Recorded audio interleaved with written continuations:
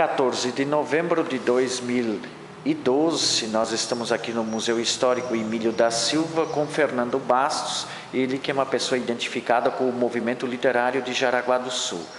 Fernando irá realizar sua apresentação e vai dizer para nós quem é este cidadão identificado com o movimento literário de Jaraguá do Sul.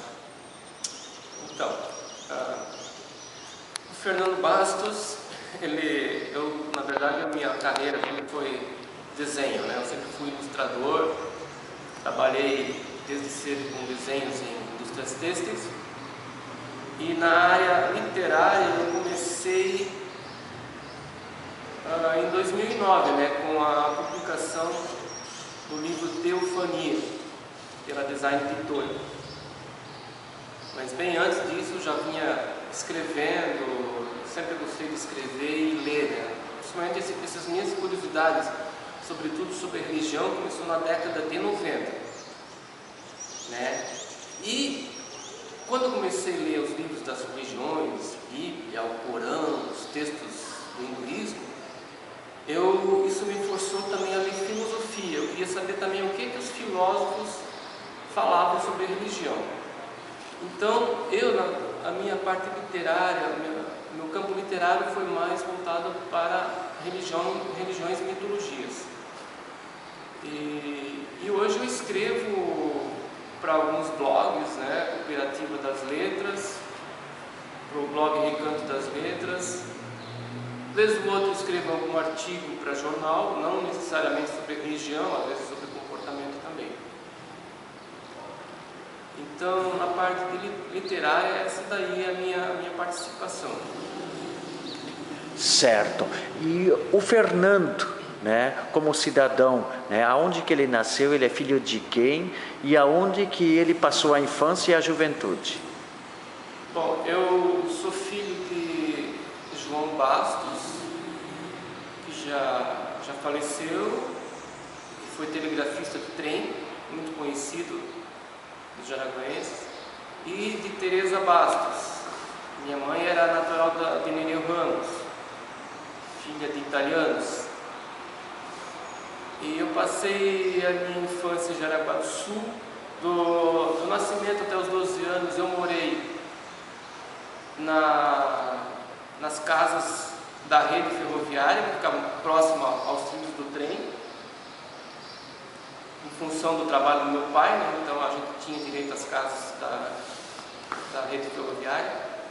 E depois dos 12 anos em diante a gente se mudou para o Emílio Stein, onde eu morei bastante tempo.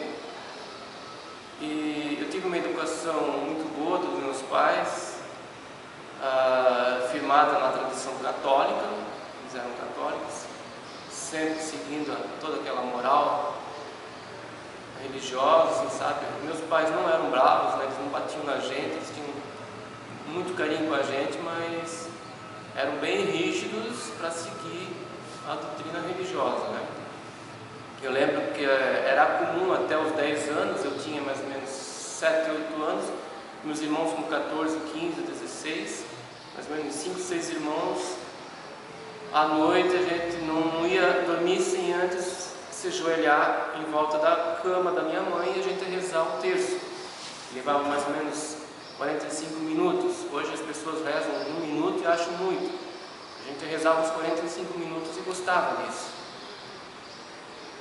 E depois a minha mãe faleceu em 89 e meu pai faleceu em 2005.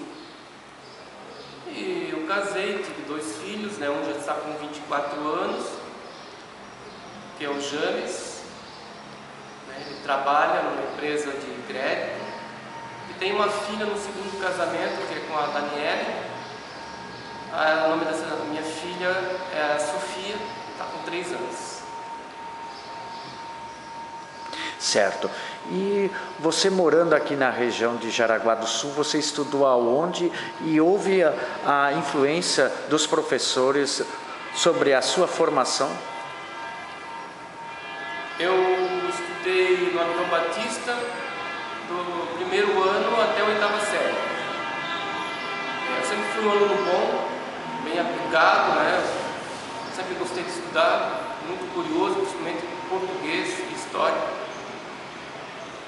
E eu acho que os professores de português, principalmente, incentivaram, porque já no primeiro ano primário eu tinha uma boa leitura, eu já havia aprendido com meu irmão em casa. E eu lembro que eu era sempre escolhido para ficar na frente e ler as histórias de Branca de Neve para os alunos.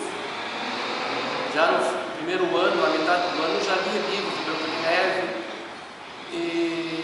E eu lembro que isso, de certo, era uma coisa meio diferente, porque a professora chamava todos os professores e eles ficavam espiando da porta. Né? E eu olhava para aquilo lá e não entendia por que eles ficavam espiando, mas era porque tinha um aluno no primeiro ano que já conseguia ler livros da Branca de Neve, aqueles livros grandes, para a turma, né, que estava começando a aprender a ler.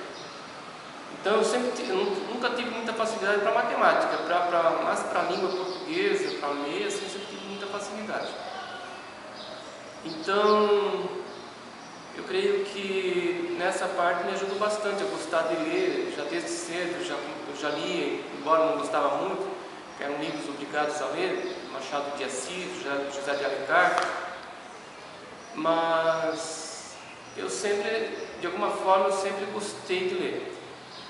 E eu quero falar também que nesse período de escola ainda, eu me sobressaí também no desenho.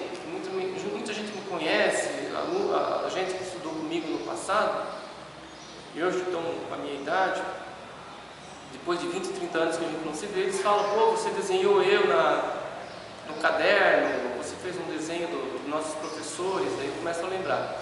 Eu sempre desenhei desde pequeno. E meus primeiros desenhos eram a carvão, na parede de casa. Minha mãe não gostava muito, porque ela tinha que limpar depois. Mas nisso também eu me sobressaí no desenho. Eu já desenhava, eu gostava muito dos personagens de luta livre, Ted Guaimarino e companhia, que eles lutavam na televisão. Eu desenhava aquele pessoal todo nas paredes. Então isso foi meu lado artístico de desenho, começou aí também. Depois eu fui trabalhar na Malve, na Marisol, na Dalceres, por aí por fora. Nesse universo de empresas, quais eram as suas atividades? Da Malve sempre foi desenho de estampa. Malve, Marisol e Dalceres. Sempre desenhando estampas de camiseta. Certo. E você teve formação acadêmica em qual área? Não, eu sou um autodidata no desenho, porque eu só estudei até o 2º grau, mas eu fiz alguns cursos de artes plásticas, quando tinha algum professor de fora, e alguns cursos também na área de informática, de design gráfico. Então o resto foi tudo aprendido na base da prática, né? Certo. Então, Fernando, nós encerramos nesse primeiro bloco e em seguida nós começaremos então uma nova etapa que você vai fazer uma abordagem do livro que você colocou no mercado para os jaraguaenses.